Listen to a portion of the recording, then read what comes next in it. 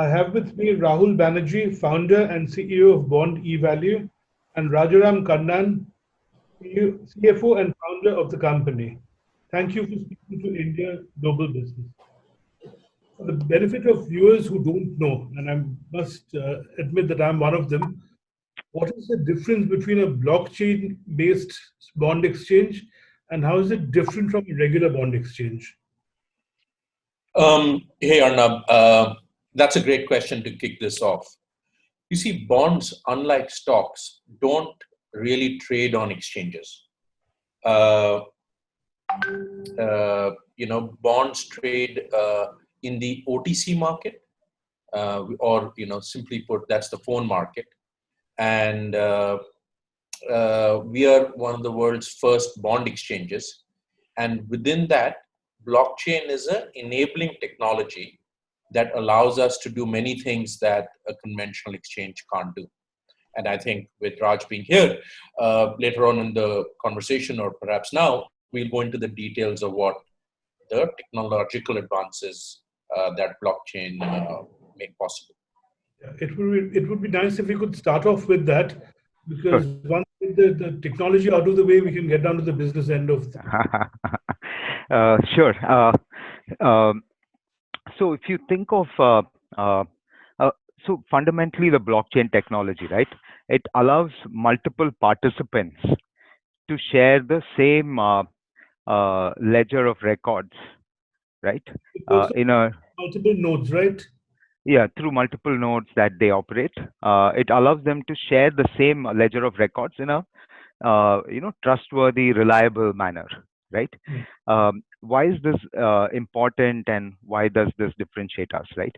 So if you think of today, what happens, and when you take an exchange, or even if you take a non-over-the-counter type venue, right? There are multiple phases that happen when a trade is submitted, right? So when the order or the trades are submitted, the trades get matched, and then confirmations need to be sent to multiple parties, right?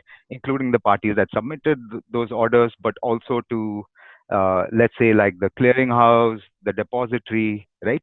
And today, all of these guys maintain their own ledger, right? And so these confirmations have to be processed, and those ledgers, in a way, have to be synced up, but nobody has a view of what the ledger looks like for the other party, right? And so oftentimes these take several days to happen, right?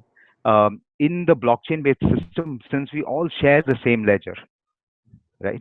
So it is done in a much more transparent, efficient, and faster manner, right? So when that order submits and the order matches, the trade matches, right?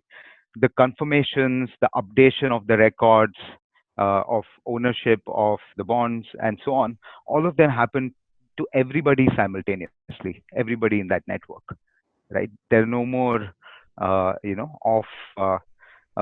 no more days required to process all of that, right? So that's like the big advantage that we have as a blockchain-based exchange. You have said in one of your press releases, our vision of extending bond trading from Wall Street to Main Street is becoming a reality. We are committed to helping investors trade in bonds transparently. Can you explain in layman's terms what this means to individual bond investors, say from Bombay to London to New York? And can, for example, a private individual like you and me trade bonds on your exchange? Absolutely, Arnab. So if you look at where the bond market originated, it originated, hundreds of years ago in Europe, where, the sovereign used bonds to borrow money from his nobles and invariably to wage war, right? So this was like an upfront collection of taxes. And that bond market has forever remained, except brief periods, the playground of the rich. So if you have more than $5 million today, and doesn't matter where you live in the world, a third of your wealth is invested in bonds. But when you go down to the level of wealth that most people like me and Raj at least have, we can't afford to buy bonds because a single bond, the minimum investment in the international markets is 200,000 US dollars. So that's like 1.5 crore rupees to buy a single bond.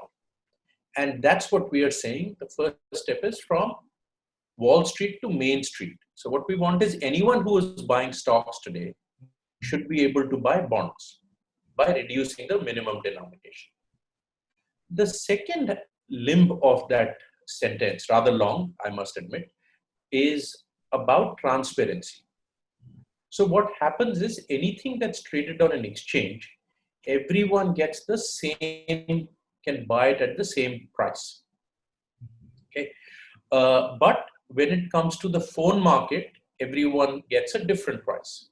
I remember when I was growing up in India, one incident, right?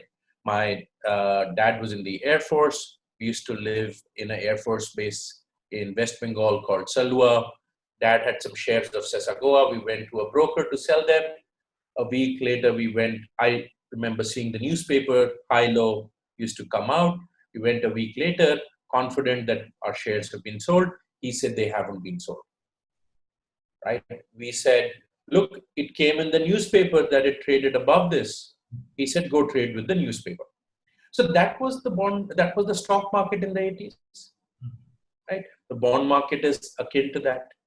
But when it moves to the exchange, whether you or I buy, or our children buy, or our grandparents buy, everyone gets the same price. So that is what we mean by transparency.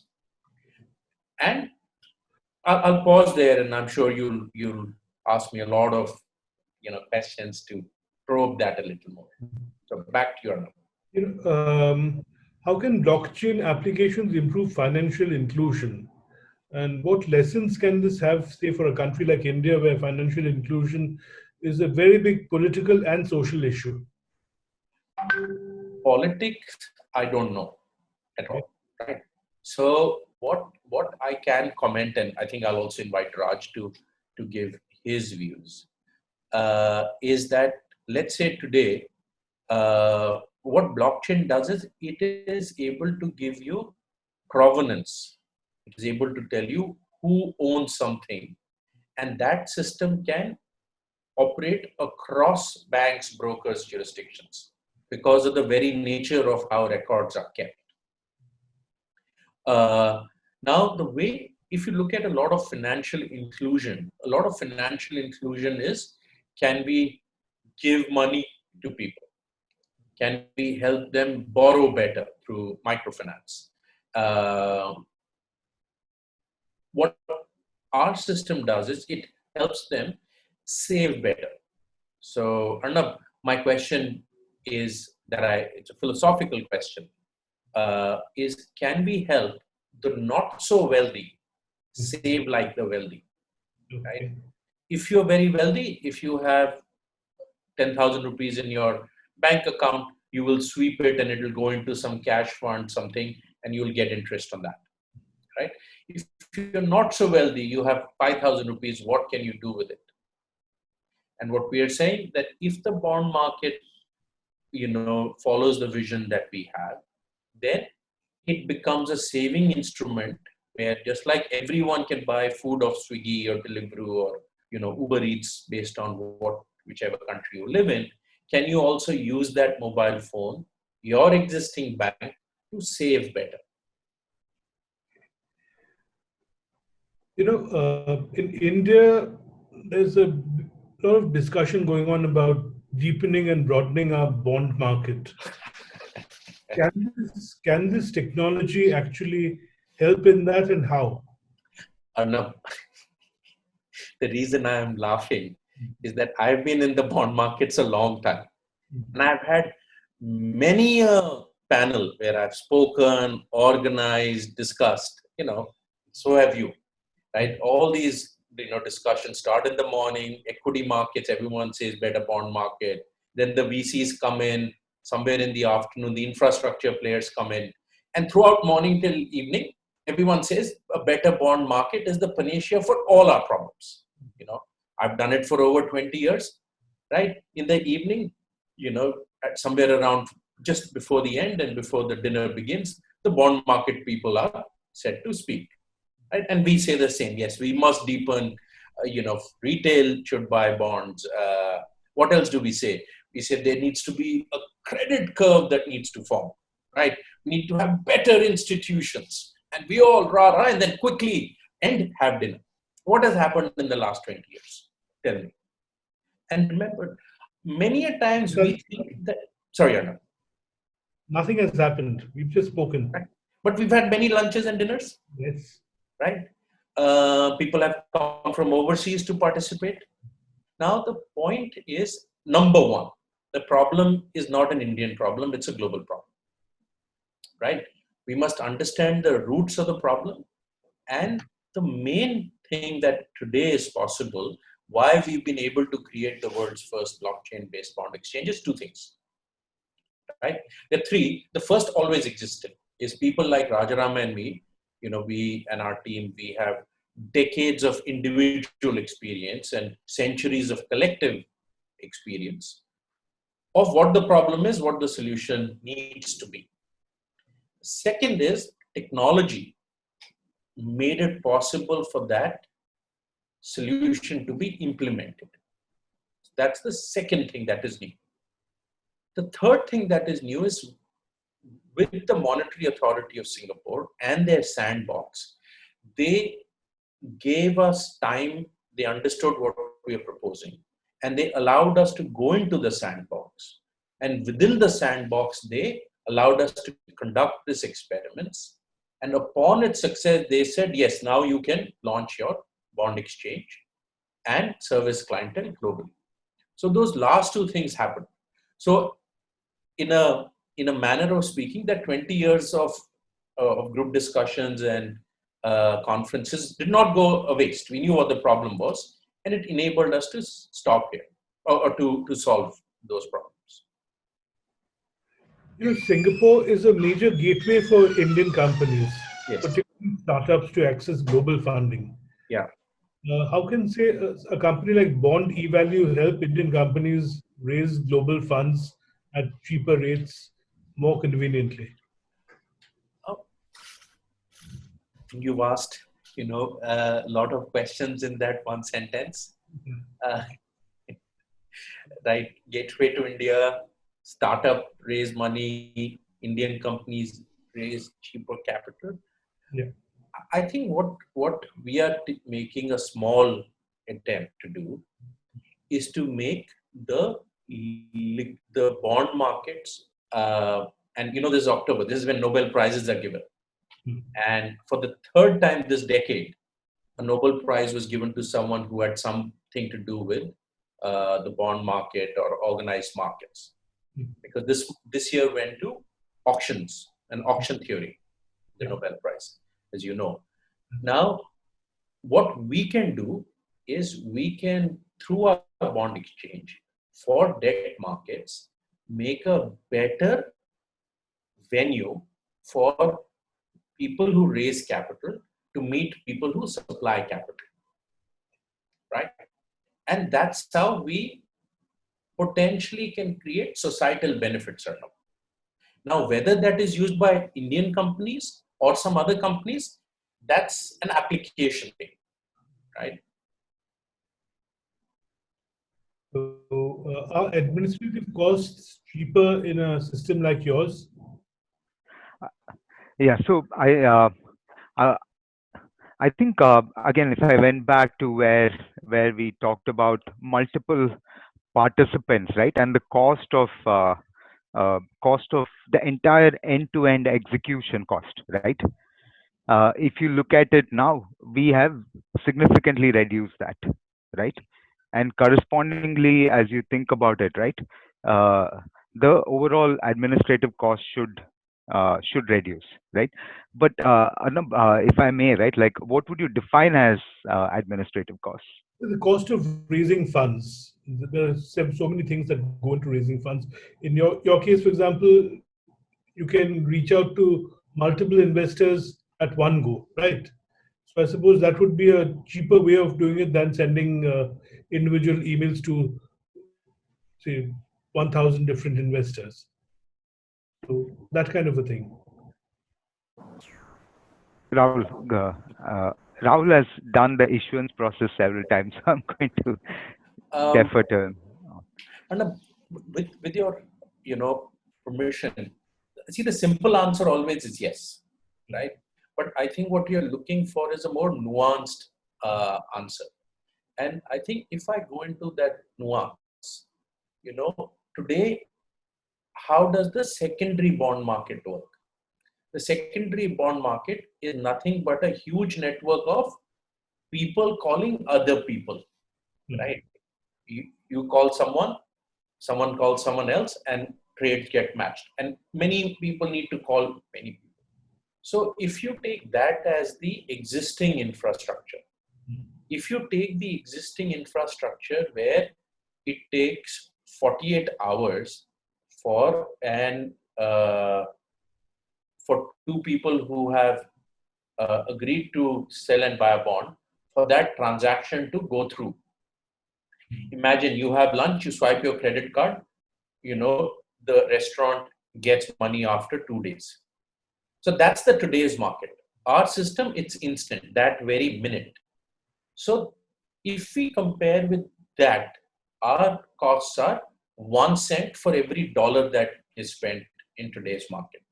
So the benefit is 100x, right?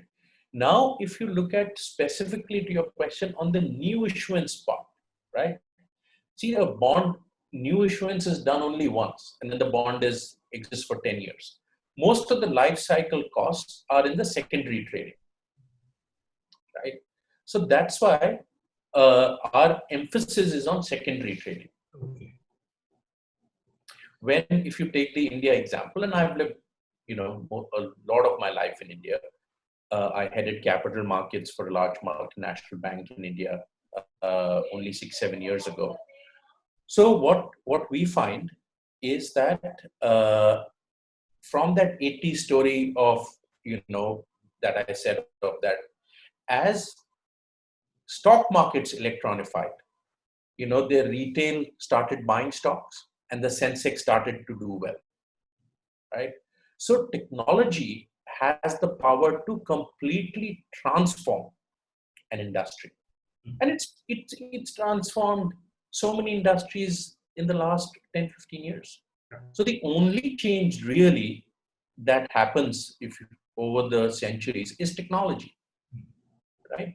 And the second sometimes happens is regulatory, right? So, and we are a mix of both. So where do you see a company like BondValue and blockchain-based trading going 5 years down the line? Do you see it becoming the main source of trading? Like online trading has become the main source of trading. You don't have physical trading in stocks anymore. Yeah. Do you think something like that happening in bond trading as well with blockchain? Absolutely. There's no doubt in my mind, but I'll put a timeline to it, right? If the 80s and 90s were the eras where we went through dematerialization, the Bombay Stock Exchange is the oldest in Asia, right? Started under a people tree, went to a building, electronified, right? If you look at the bond trading, started with noblemen, moved to a phone. Now, in this decade, which is the 2020s, will be the decade that the bond market gets electronified. And just so that your viewers don't accuse me of missing 20 years between 2000 and 2020, that was the era that the FX markets electronified, right? Today, almost everywhere in the world, we can transact FX on a mobile phone. Mm-hmm. When I started my career in banking with Citibank, our spot trader, a gentleman by the name of Basuda, even to sell any amount, we'll have to say, Basuda, dollar rupee, right? And he'll say 41, 43, which is, 42 rupees, 41 paisa, 42 paisa. Today, when you walk into a dealing room, it's eerily quiet. No one's saying, how now? But in the bond market, we are still calling people and asking those famous words, how now? Right? With the system that BondEvalue and Rajaram have developed, it's all electronified. It looks and feels and trades like a stock system. So thank you very much for talking to India Global Business. It's been a very enlightening session for us and for me personally, because I honestly don't have much exposure to bond trading, although I've been a financial journalist for 30 years myself. But thank you very much for speaking to us. Thank you. Thank you, Arnab. Thank you. Thank you, Arnab. Thank you. Thank you.